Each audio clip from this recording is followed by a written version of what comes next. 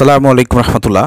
প্রিয় দর্শক, বাংলাদেশ জামাত ইসলামের ভিন্ন ধর্ম অবলম্বীদের নিয়ে একটি প্রীতি সমাবেশে, যেটা নিয়ে রিসেন্টলি আপনারা জানেন যে মুফতি হারুন এজাজ সহ কওমি অঙ্গের কিছু আলেম ওলামারা তারা বিতর্ক সৃষ্টি করেছে, জামাত ইসলামীকে নিয়ে বিভিন্ন ভাষায় লেখালেখি শুরু করেছে।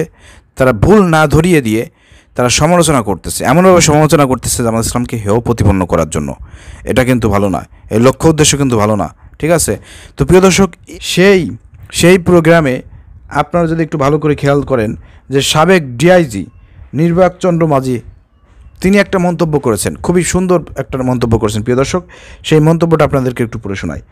যারা বাংলাদেশ জামাত ইসলামী করে বা ছাত্র শিবির করে তারা কেউ চাঁদাবাজি করে না, তারা কেউ নেশাও করে না। ফ্যাসিস্ট পতনের পরে সংখ্যালঘুরা বিভিন্নভাবে ভীত ছিলেন, কিন্তু মন্দির পাহারার জন্য সবার আগে এগিয়ে এসেছিল জামাত ইসলামী ও ছাত্রবিন্দু। তাদের এই অভয় দেওয়ার জন্য আজকে আমরা বাংলাদেশে নির্ভয়ে বসবাস করতে পারতেছি। সাবেক ডিআইজি নির্বাক চন্দ্র মাঝি। কত বড় একটা কথা, চিন্তা করে দেখেন, কত বড় সত্য কথা, এবং কী পরিমাণভাবে জামাত শিবির হিন্দু সম্প্রদায়ের এইসব বিবেকবান লোকদের হৃদয়ের মধ্যে অবস্থান করতেছে। আপনি চিন্তা করে দেখছেন, আপনারা সেটা পজিটিভভাবে না দেখে আপনারা এক সন্তোষ শর্মা এই অনুষ্ঠানে উপস্থিত ছিল বলে আপনার পুরো সমাবেশকে, পুরো অনুষ্ঠানকে আপনার বিতর্কিত করার চেষ্টা করলেন, জামাতকে নিয়ে বিতর্ক সৃষ্টি করলেন। মনে রাখবেন, বাংলাদেশে যেহেতু বাংলা জামাত ইসলামী গণতান্ত্রিক একটি রাজনৈতিক দল, এদেশে রাজনীতি করতেছে তারা ইসলামকে ক্ষমতায় নেওয়ার জন্য, দিন প্রতিষ্ঠার জন্য। অতএব দিন প্রতিষ্ঠার জন্য যেমন মুসলমানদের সমর্থন দরকার, ঠিক বাংলাদেশে কিন্তু অন্য অন্য ধর্মের লোক আছে, তাদেরও কিন্তু সমর্থন দরকার। কারণ রাসূল সাল্লাল্লাহু আলাইহি ওয়াসাল্লাম যখন মক্কা থেকে মদিনায় গেলেন, মদিনায় গিয়ে তিনি কিন্তু শুধুমাত্র মুসলমানদের সহযোগিতা, মুসলমানদের সাপোর্টে কিন্তু তিনি রাষ্ট্রপ্রধান হন নাই। মনে রাখতে হবে, মাত্র 300 জন মুসলমান ছিল, আর 1800 থেকে 2000 ভিন্ন ধর্ম অবলম্বীর লোক ছিল, যাদের সাপোর্টে, যাদের ঐকমতের ভিত্তিতে রাসূল সাল্লাল্লাহু আলাইহি ওয়াসাল্লাম মদিনা রাষ্ট্র গঠন করেছিলেন। তাহলে বাংলাদেশেও সেম টু সেম আমাদেরকে মুসলমানদের সাপোর্ট সহ ভিন্ন ধর্ম অবলম্বীদের সাপোর্ট নিয়ে কিন্তু আমাদেরকে রাষ্ট্র ক্ষমতায় যেতে হবে, রাসূলের পথ অনুসরণ করেই। অতএব ইসলামী ইতিহাস যারা জানেন না, পড়েন না, বোঝেন না, মুফতি সাহেবরা একটু ভালো করে পড়ে নেবেন, ঠিক আছে? তো এখানে জামাত ইসলাম তো সেই কাজটাই করতেছে। এখানে ভিন্ন ধর্ম অবলম্বীদের যারা বড় বড় গুরু ছিলেন, মাতা ছিলেন, বিভিন্ন আপনার দলের বড় বড় প্রধান যারা ছিলেন, তাদেরকে এখানে ইনভাইট করা হয়েছে, তাদের সাথে মত বিনিময় করা হয়েছে।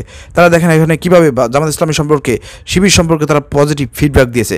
তাদের এই ধরনের বক্তব্য সারা বাংলাদেশের সব জায়গায়, টিভি চ্যানেল থেকে শুরু করে ইউটিউব, ফেসবুক, সব জায়গায় ছড়িয়ে পড়বে। সারা বাংলাদেশের হিন্দু সমাজ, হিন্দু ছেলেমেয়েরা, হিন্দু যারা ভোটার আছে তারা দেখে বলবে, আমাদের প্রধান যারা আছেন, আমাদের দলের প্রধান যারা আছেন, তারাই তো জামাত ইসলাম সম্পর্কে ভালো ভালো কথা বলতেছে। হ্যাঁ, জামাত তো সঠিক কাজ করেছে, ভালো কাজ করেছে, আমাদেরকে নিরাপত্তা দিয়েছে, অর্থাৎ তারা ক্ষমতায় আসতে পারে, আমাদের নিরাপত্তা নিশ্চিত। এটা যখন তারা বুঝতে পারবে, তখন কিন্তু দলে দলে জামাত ইসলামীতেই তারা সমর্থন করবে, জামাত ইসলামীকেই কিন্তু তারা ভোট দেবে। এদেশে জামাত ইসলামকে ক্ষমতার জন্য তারা চেষ্টা করবে। আপনার জামাত ইসলামের এই ধরনের একটি প্রোগ্রাম, এই ধরনের একটি পজিটিভ কাজকে আপনারা বিতর্কিত করে আপনারা আসলে কাদের ফায়দা হাসিল করাচ্ছেন, কাদেরকে সুযোগ করে দিচ্ছেন কথা বলার, কাদের পক্ষে কাজ করতেছেন, এটা নিয়েও কিন্তু একটা প্রশ্ন ওঠে। অতএব আপনাদেরকে বলবো, আপনারা না বুঝে শুনে সমালোচনা না করে বোঝার চেষ্টা করেন, ঠিক আছে? জামাত ইসলামকে ভালো করে বোঝার চেষ্টা করেন, এরপর সমালোচনা করবেন। না হলে জামাত ইসলামকে নিয়ে সমালোচনা করার পরে ক্ষমা চাইতে হবে, কিন্তু জনগণের জনরোষে পড়ে, কমেন্টের রোষে পড়ে আপনাদের ক্ষমা চাইতে হবে। প্রিয় দর্শক, এখানে খুব পজিটিভ কথা বলেছে। জামাত ইসলামের কাছে 8 দফা দাবি সন্তোষ শর্মা তুলে ধরেছে। হিন্দু সম্প্রদায়, বৌদ্ধ, খ্রিস্টান ধর্ম যারা আছেন, জামাত ইসলাম যদি এদেশে ইসলাম প্রতিষ্ঠিত করে, তাহলে কি এইসব হিন্দু, বৌদ্ধ, খ্রিস্টান ধর্ম অবলম্বী যারা আছে তাদেরকে কি নিরাপত্তা দিতে হবে না? তাদেরকে কি ধর্মীয় স্বাধীনতা দিতে হবে না?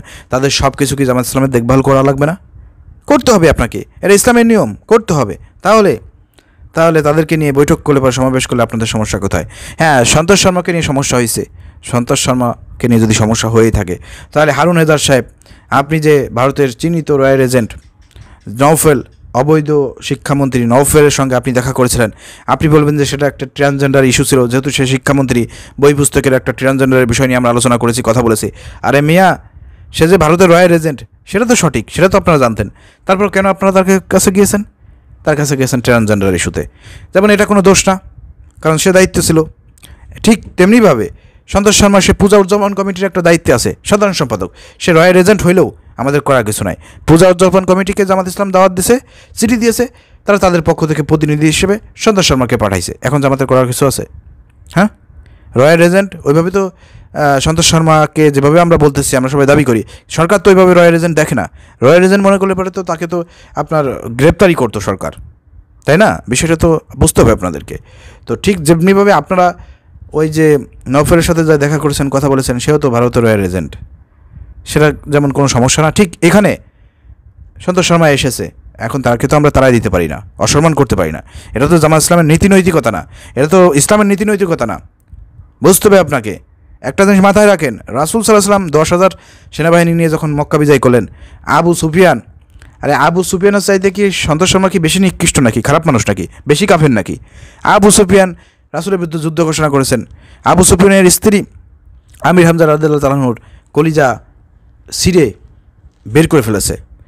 আবু সুফিয়ান অসংখ্য যুদ্ধে আমাদের মুসলমানদেরকে শহীদ করেছে, তার হাতে মুসলমানদের রক্ত লেগেছিল।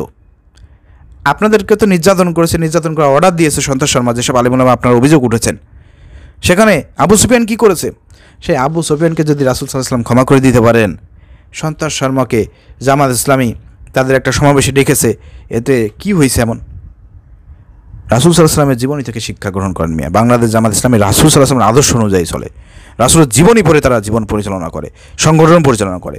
একটা জিনিস মাথায় রাখবেন, ইসলাম না বুঝলে পরে ইসলাম শিখে যাবেন আমাদের কাছ থেকে দরকার হলে পরে। প্রিয় দর্শক, এখানে অনেক পজিটিভ ফিডব্যাক দিয়েছি, এইসব আমি আপনাদেরকে বললাম, এইসব পজিটিভ ফিডব্যাক সারা বাংলাদেশে ছড়িয়ে পড়লে পারে হিন্দুদের মধ্যে একটা প্রতিক্রিয়া সৃষ্টি হবে, জামাতের প্রতি একটা সমর্থন আসবে। এটাকে মুফতি সাহেবরা ভিন্ন খাতে প্রভাবিত করা, বিতর্কিত করা, এটা কী কারণে করতেছে আমাদের জানা না। আমরা বলতে চাই, ফিরে আসুন সঠিক পথে, ফিরে আসুন, সঠিকভাবে সুন্দরভাবে সমালোচনা করেন, কোনো সমস্যা নাই। না বুঝলে পারে আসে বোঝার চেষ্টা করেন, কিন্তু না বুঝে শুনে এরকমের ফতোয়া এভাবে সমালোচনা করা, এটা কিন্তু ঠিক না। এতে কিন্তু আপনাদের মান সম্মান, আপনাদের সমস্যা হবে। আপনারা সমাজের বুকে মানুষের মধ্যে জামাত শিবিরের কাছ থেকে দূরে সরে যাবেন, ঘৃণার পাত্রে পরিণত হবেন। এটা কিন্তু আপনাদের জন্য সমস্যা। এই জন্য বলবো, আসেন জামাত ইসলামীকে সাপোর্ট করুন, সমর্থন করুন। আগামীতে ইসলামী রাষ্ট্র প্রতিষ্ঠার জন্য আপনারা সর্বোচ্চ সহযোগিতা করে এদেশে ইসলাম প্রতিষ্ঠায় জামাত ইসলামকে সহযোগিতা করুন, এই আহ্বান জানাবো। আশা করি আপনারা আপনাদের ভুল বুঝতে পেরে নতুন করে স্ট্যাটাস দিয়ে ক্ষমা চেয়ে ভুল সংশোধন করবেন, এই আশা আমরা মুফতি হারুন ইজহারের কাছে আমরা রাখতে চাই। প্রিয় দর্শক, ভিডিও শেয়ার করে দেবেন। আসসালামু আলাইকুম রহমতুল্লাহ।